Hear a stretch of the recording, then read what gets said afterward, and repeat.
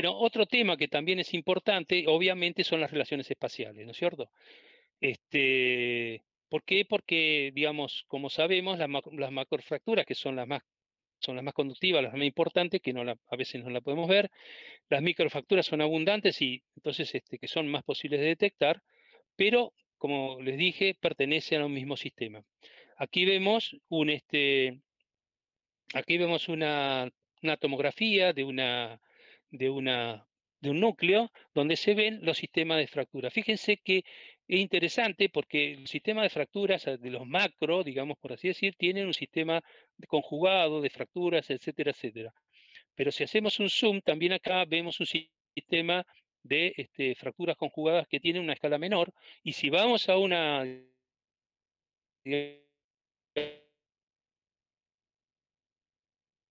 vamos a un zoom mayor, también vamos a tener una distribución y una generación parecida. Eso es la base de un análisis muy importante, ¿no es cierto?, que se hace tanto en el campo como con microfracturas, que lo vamos a ver ahora generando o tomando scanline. Una de las cosas importantes también a saber es que en general las fracturas están asociadas, las alturas de las fracturas están asociadas a los paquetes mecánicos o estratos. O sea, algunos estratos son paquetes mecánicos durante un periodo, aunque después, por ejemplo, estos tres estratos van a constituir un paquete mecánico cuando digamos, están más en profundidad y van a generar una fractura con una altura mayor. Y además el espaciamiento, fíjense que esta fractura, que más o menos corta los tres estratos, después acá hay otra que está al lado de esta persona, también tiene un espaciamiento mayor porque el espesor de ese paquete mecánico es mayor. En cambio, acá abajo, por ejemplo, vemos un espaciamiento menor, pero el espesor del estrato es menor. Cuando el espaciamiento es igual al espesor del estrato, decimos que está en estado crítico, que tiene una relación de 1, y por lo tanto está bien, diríamos, ¿no es cierto? Ahora, si tiene digamos, un espaciamiento mayor, en consecuencia vamos a tener un estado supercrítico, y si el espaciamiento es mucho mayor que el espesor del estrato, vamos a estar en un estado subcrítico. Eso también se calcula y tiene que ver con las relaciones espaciales en el campo, tomando, digamos, una cinta, ¿no es cierto? Tomando una cinta, una línea, y empezar a medir fractura por fractura a lo largo de esa línea y empezar a sacar los datos, tanto de longitud, los datos de apertura y de distancia entre cada una de las fracturas. También se hace con ese comparador logarítmico, ¿no? Sobre todo de la parte de las aperturas, y ya vamos a ver por qué. También eso se hace en la parte de microfracturas, ¿no? Se pueden coleccionar mosaicos con el microscopio electrónico y se puede hacer una scanline a lo largo de ese mosaico. ¿Qué hacemos con estos datos? Acá tenemos aperturas, tenemos distancias, espaciamientos, que es digamos en este caso, que es una cosa bastante regular, ¿no es cierto?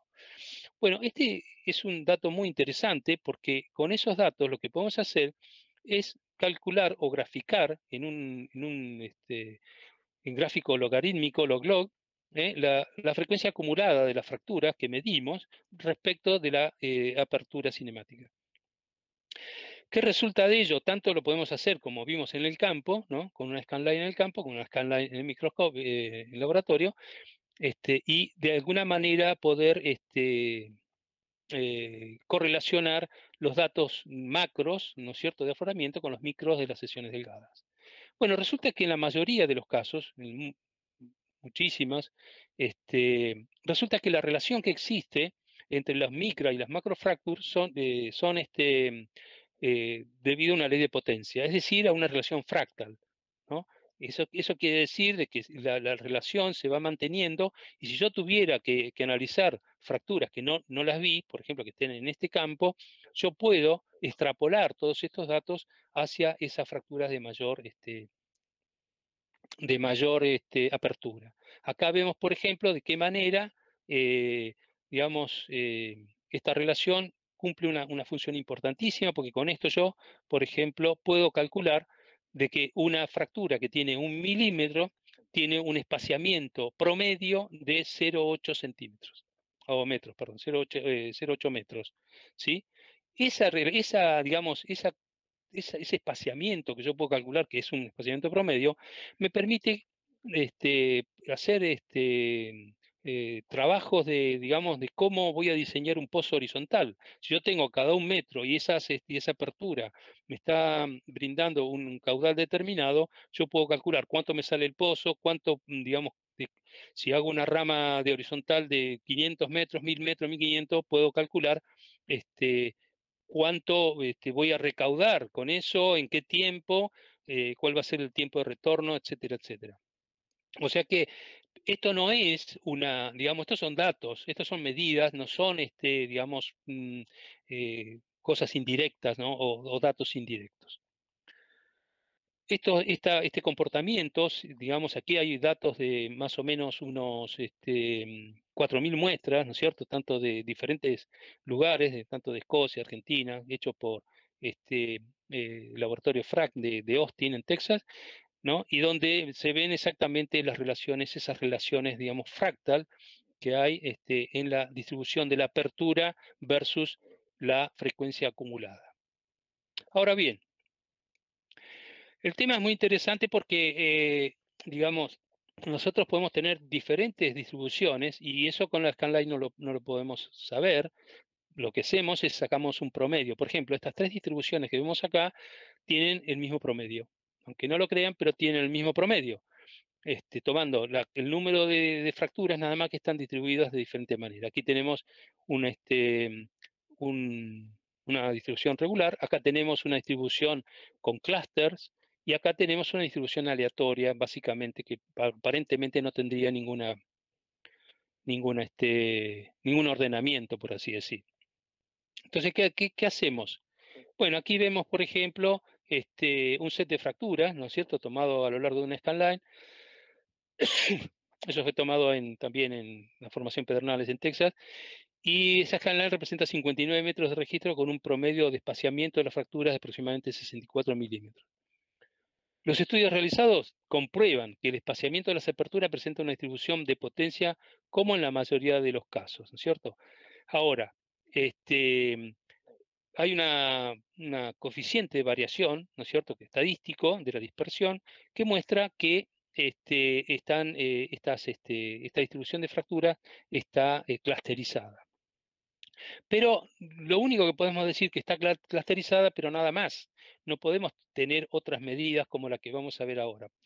Para hacer eso se necesita hacer un análisis con semivarianzas, donde se hace en esa distribución, en esa línea, en la misma línea que tenemos acá, se toma un lag o se toma una distancia, ¿no?, para ver qué cantidad de fracturas se encuentran en cada bin, ¿no? Y eso lo vamos pasando este, a lo largo de toda la línea con, digamos, un lambda, que está la longitud del lag, y luego vamos incrementando esa longitud y así hacemos 100, 200 veces, lo pasamos para determinar la relación que existe entre una correlación que se mide con la semivarianza respecto de la longitud de este lag. ¿Qué se obtiene? Bueno, se obtiene curvas como esta, donde aquí vemos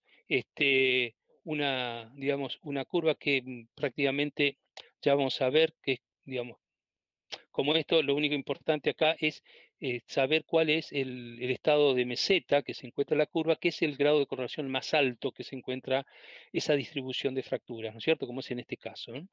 Y en ese caso tenemos arriba del 0,05 de correlación de semivarianza, pero luego empieza a caer. ¿Por qué empieza a caer aquí? Bueno, porque justamente hay un fractal, hay un clúster. Acá hay un clúster, pero lo único que podemos, acá hay otro, lo que podemos decir es que está esto clusterizado, pero que no sabemos nada más que eso. Para hacer eso, entonces lo que se hizo fue hacer digamos, dos curvas, una diferenciación de lo observado de lo esperado, ¿no es cierto? Esa diferenciación tiene mucho ruido, se hizo una curva un poquito más suavizada y en base a eso se hace este tipo de curvas con un análisis de cuáles de estas fracturas están en una zona aleatoria, como es en este caso, acá está el 95% de la aleatoriedad de las fracturas en esta parte gris, mientras que en esta parte, como vemos, hay una correlación bastante más importante que, digamos, que este tramo, y por lo tanto, esto tiene un ordenamiento, no es aleatorio, pero tiene, como ven, tienen este clúster. Ahora, como en esta medida hay un problema, digamos, estadístico, donde hay una cancelación de valores positivos y negativos, etcétera, etcétera, el caso que el autor, Marr, les recomiendo que lean este trabajo, genera un conteo de correlación ponderado, llevándolo a uno, ¿no es cierto? Esa, digamos, curva de aleatoria, ¿no es cierto? Con toda esta parte gris, que es la parte donde está toda digamos, acá sí hay un ordenamiento aleatorio, pero acá ya no, acá hay un ordenamiento, y lo más interesante de eso, que cuando va decayendo ese grado de correlación y toca de nuevo la curva aleatoria, vamos a tener el ancho de lo que son las de zonas de clúster, ¿no es cierto? En este caso son 5 metros más o menos, ¿no? Y acá lo que vemos es el espaciamiento, cuando entra de nuevo la curva y sube y toca de nuevo la curva aleatoria, vamos a tener el ancho de